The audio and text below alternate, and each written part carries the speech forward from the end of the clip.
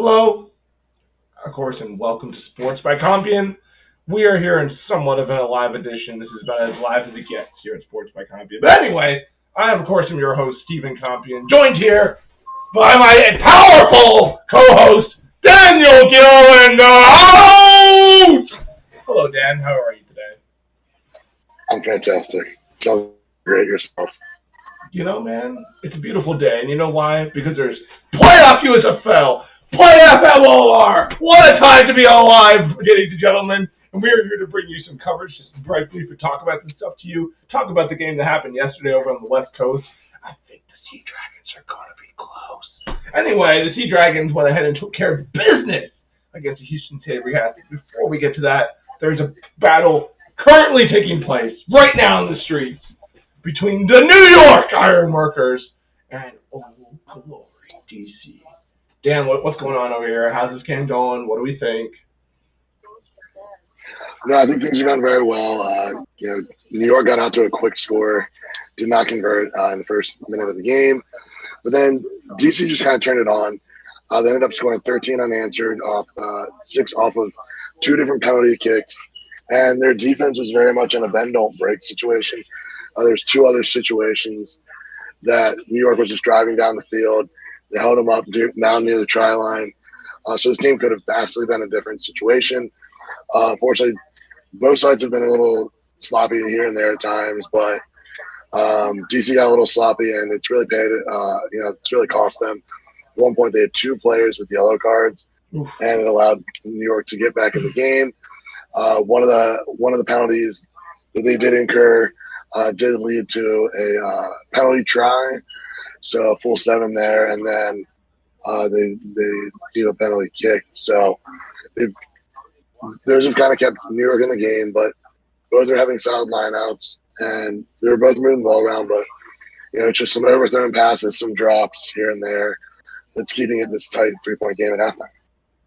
That's cool. That's cool. And so it's kind of what I think what we kind of expected. Both these teams were pretty close throughout the season as far as record goes. We didn't see the Ironworkers really putting it on anybody. Besides maybe a couple games here and there against the Arrows or Jackals. Never against Chicago, of course. Never. But anyway, they definitely have, been close this whole season. So it's not surprising to see this being closer. And I hope it stays a close second half as well, with, of course, Old Glory pulling it off at the end and being the ones who will have to take on the Free Jackets there in New England. Yeah, I hope so. We both. It's DC's. Yeah, well, it's DC's first, dance into the knockout rounds here, as they've arguably had their best season that they've ever had. And are they one of the originals of MLR, or are they a later addition? I think they came a couple years later. Well, they've only been around 4 to 5, I want to say. But I think what they should do, Dan, and this is just my strategy for them coming out in the second half. Now, Coach is going to have his own strategy, of course, too, but this is my plan. You ready? Yeah. Okay. So what I'm thinking is make the tackles on defense, and then when you have the ball, just break the tackle instead, and then just run through, maybe pass it to a teammate, and see about touching the ball down into their try zone. That's what I think Old Glory should try to do, to really put this game away. Which right now they're behind, so we catching up and then putting it away. Yeah, no, that's definitely a good tactic there for sure. So this game is in New York, right? Or is it Yeah, it's in New York. Okay. So obviously they gotta come out with some energy. The home crowd is behind them, but they just kicked the conversion before that half ended, right? So that they bring it back to 16-19. This game is well within reach. Yeah, and they split their season set against each other. New York took the game 1, 34-8, and then DC took game 2 with a 42-31 win. So, vastly different teams there. DC's obviously, as the years gone on, has really been putting themselves together. And we have talked about this several times, for being the defending champs in New York, didn't look like it for the better part of the year, and in a way, kind of snuck into the playoffs here and went their way up to the second seed, with DC kind of faltering a little bit in the last quarter of the season. So I think people are I think this expecting will New go York to either win way. this game, and then they'll give New England the problems. If you're New England, you're probably hoping that DC pulls this game off. I think they're better built to beat DC than maybe get upset again by New York. Not Yeah, I that they're think probably that's too worried about either of these teams, though, man. This is a different Free Jacket team we're talking about than the Free Jacket team last year.